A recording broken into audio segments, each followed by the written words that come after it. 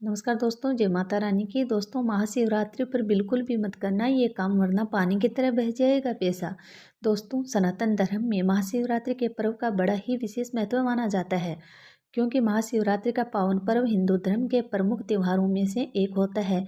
ऐसे में आप सभी को बता दें कि महाशिवरात्रि का पावन पर्व प्रत्येक वर्ष फाल्गुन माह की कृष्ण पक्ष की चतुर्दशी तिथि को बड़े ही उत्साह और धूमधाम हर्षोल्लास के साथ मनाया जाता है, क्योंकि चतुर्दशी तिथि भगवान भोलेनाथ को समर्पित होती है। साथ ही महाशिवरात्रि का पर्व भगवान शिव जी की आराधना का बहुत ही महत्वपूर्ण पर्व माना जाता है। ऐसे में महाशिवरात्रि जैसे पवित्र दिन पर जो लोग भगवान शिव जी और माता पार्वती और पूरे शिव परिवार का श्रद्धापूर्वक विधि विधान से पूजन करते हैं, उन साधकों पर भगवान भोलेनाथ विशेष कृपा प्रदान करते हैं।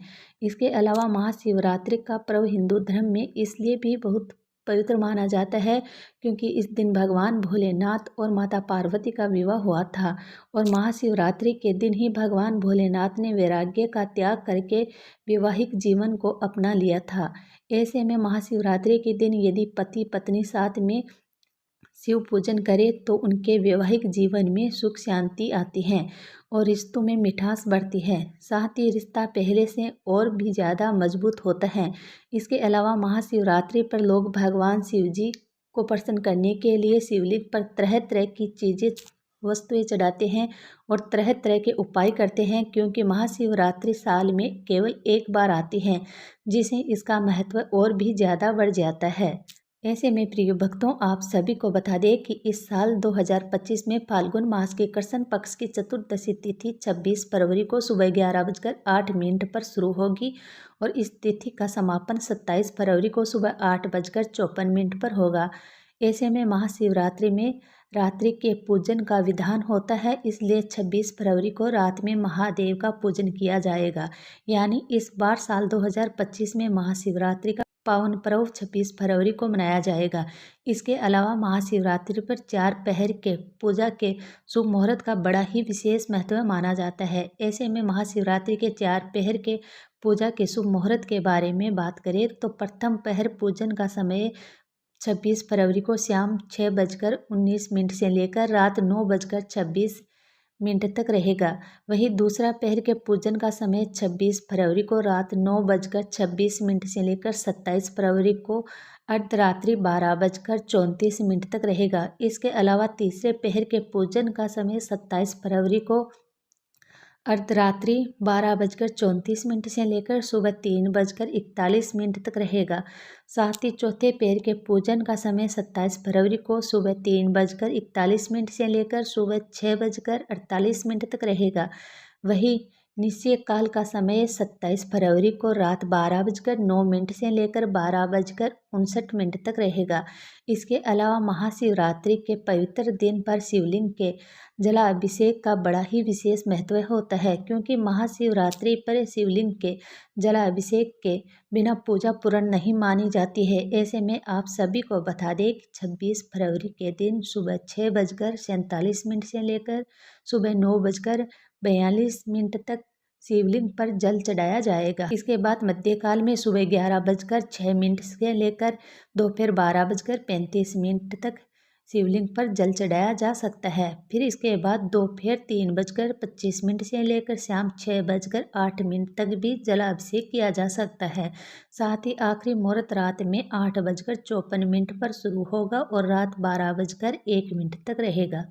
इसके अलावा साधक महाशिवरात्रि पर भगवान शिव जी और माता पार्वती की कृपा पाने के लिए तरह तरह के उपाय करते हैं और तरह तरह की चीज़ें चढ़ाते हैं, लेकिन शास्त्रों में कुछ ऐसे कार्यों का वर्णन किया गया है जो कार्य भूलकर भी महाशिवरात्रि पर नहीं करने चाहिए, क्योंकि इन कार्यों को महाशिवरात्रि पर करना बेहद ही अशुभ माना जाता है। अगर आप गलती से भी महाशिवरात्रि पर इन कार्यों को कर देते हैं तो भगवान भोलेनाथ आपसे रुष्ट हो सकते हैं, जिससे आप भगवान महादेव की कृपा से वंचित रह सकते हैं।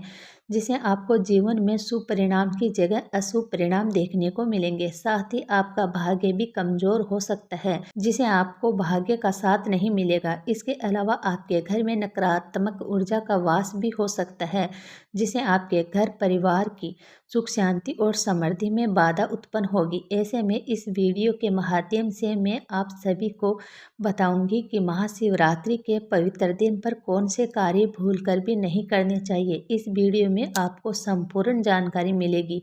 इस वीडियो को देखने के बाद आपको कोई और वीडियो देखने की ज़रूरत ही नहीं पड़ेगी, इसलिए वीडियो को अंत तक ज़रूर देखना, क्योंकि हम आपको बिल्कुल सही जानकारी प्रदान करते हैं। तो चलिए दोस्तों, जानते हैं कि महाशिवरात्रि पर कौन से कार्य बिल्कुल भी नहीं करने चाहिए। मांसाहार और नशे से बचें। जी हाँ दोस्तों, महाशिवरात्रि के दिन पवित्र दिन पर भगवान शिव जी की पूजा करने से विशेष आशीर्वाद प्राप्त होता है, लेकिन इसके लिए मन, शरीर और आत्मा की शुद्धि अत्यंत आवश्यक होती है। साथ ही शास्त्रों के अनुसार मांसाहार और नशे का सेवन तामसिक प्रवृत्तियों को बढ़ाता है, जिससे मन अस्थिर हो जाता है और भक्ति में बाधा आती है। ऐसे में आपको महाशिवरात्रि के दिन साथ साथ जीवन में कभी भी मांसाहार का सेवन नहीं करना चाहिए, नहीं तो आपको भगवान शिव जी के क्रोध का सामना करना पड़ सकता है, जिसे आप भगवान भोलेनाथ की कृपा से वंचित रह सकते हैं। इसलिए महाशिवरात्रि के दिन सात्विक भोजन करें और श्रद्धापूर्वक भगवान शिव जी के मंत्रों का जाप करें। ऐसे करने से आपको भगवान शिव जी की विशेष कृपा प्राप्त होगी, जिसे आपको जीवन में शुभ परिणाम देखने को मिलेंगे। दोस्तों, भगवान शिव जी सत्य और न्याय के प्रतीक माने जाते हैं। ऐसे में महाशिवरात्रि के दिन यदि कोई झूठ बोलता है, छल कपट करता है, तो उसे शिव कृपा से वंचित होना पड़ सकता है। शिव पुराण में उल्लेख मिलता है कि भगवान शिव का आशीर्वाद केवल उन्हीं को प्राप्त होता है जो सत्य के मार्ग पर चलते हैं और अपने कर्मों में न्यायप्रिय होते हैं। ऐसे में झूठ और अन्याय केवल बाहरी कर्मों में ही नहीं बल्कि मन के भीतर भी नहीं होना चाहिए। ऐसे में महाशिवरात्रि के दिन श्रद्धापूर्वक भगवान शिव जी के साथ साथ अन्य देवी देवताओं की भी पूजा करें। ऐसा करने से आपके जीवन में सकारात्मकता ऊर्जा का वास होगा, जिससे आपको जीवन में सफलता हासिल होगी। महाशिवरात्रि के पावन पर्व पर चमड़े से बनी चीज़ें खरीदने से बचना चाहिए, क्योंकि चमड़ा तामसिक प्रवृत्ति से जुड़ा होता है। ऐसे में महाशिवरात्रि पर चमड़े से बने जूते, बैग, बेल्ट, पर्स या अन्य वस्तुएं खरीदने से बचना चाहिए, क्योंकि ये जीवन में बाधाओं और मानसिक तनाव को बढ़ा सकता है। यदि इस दिन आपको कोई नई चीज़ खरीदनी ही है तो कपड़े, किताबें, पूजा सामग्री या अन्य सात्विक चीज़ें ही खरीदें, जिससे आपको जीवन में शुभ फल प्राप्त होंगे और आपके ऊपर भगवान शिव जी की विशेष कृपा बनी रहेगी।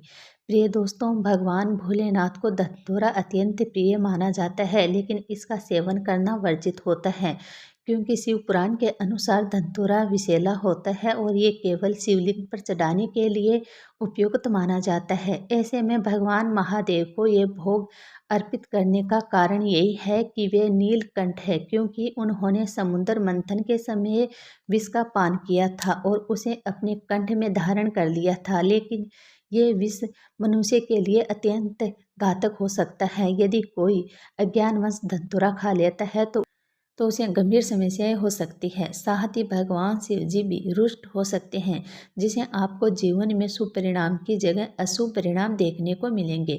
इसके अलावा ऐसा करने से जीवन में नकारात्मकता ऊर्जा का भी वास हो सकता है, जिससे घर परिवार की सुख शांति और समृद्धि में बाधा उत्पन्न होंगी। लोहे के पात्र का उपयोग। प्रिय भक्तों, महाशिवरात्रि के पवित्र दिन पर शिवलिंग पर जल अर्पित करना बेहद ही शुभ माना जाता है।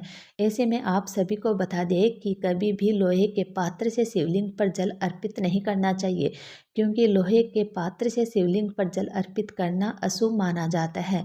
साथ ही लोहे को शनिदेव से संबंधित धातु माना जाता है, जबकि भगवान शिव जी चंद्रमा से जुड़े हैं। ऐसे में आपको हमेशा मिट्टी के पात्र या फिर तांबे के पात्र से शिवलिंग पर जल अर्पित करना चाहिए, क्योंकि इन चीज़ों से शिवलिंग का जलाभिषेक करना बेहद ही शुभ माना जाता है। ऐसा करने से भगवान महादेव जी अत्यंत प्रसन्न होते हैं और साधक के ऊपर अपनी असीम कृपा बनाए रखते हैं। दोस्तों, तुलसी का हिंदू धर्म में बड़ा ही विशेष महत्व होता है और तुलसी माता को भगवान विष्णु की अर्धांगिनी माना जाता है और उन्हें शिवलिंग पर चढ़ाना शास्त्रों के अनुसार निषेध है। मान्यता है कि एक बार जालंधर की पत्नी वंदा, जो तुलसी का ही रूप थी, उन्होंने भगवान भोलेनाथ को श्राप दिया था कि उनकी पूजा में तुलसी का प्रयोग नहीं किया जाएगा। इसलिए महाशिवरात्रि के दिन शिवलिंग पर तुलसी अर्पित करना अशुभ माना जाता है। यदि आप भगवान शिव को प्रसन्न करना चाहते हैं तो उनकी पूजा में बेलपत्र, धतूरा, भांग, गाय का दूध और गंगा जल का उपयोग करें, लेकिन तुलसी को शिवलिंग पर अर्पित ना करें। नहीं तो आपको भगवान महादेव के क्रोध का सामना करना पड़ सकता है, जिसे आपका जीवन दुर्भाग्य में बदल सकता है और आपका भाग्य भी कमजोर हो सकता है। दोस्तों, महाशिवरात्रि पर भूल से भी नमक की खरीदारी नहीं करनी चाहिए, क्योंकि महाशिवरात्रि पर नमक खरीदना बेहद ही अशुभ माना जाता है। इसका मुख्य कारण यही है कि नमक चंद्रमा से संबंधित वस्तु मानी जाती है और चंद्रमा स्वयं भगवान शिव की जटाओं में विराजमान है।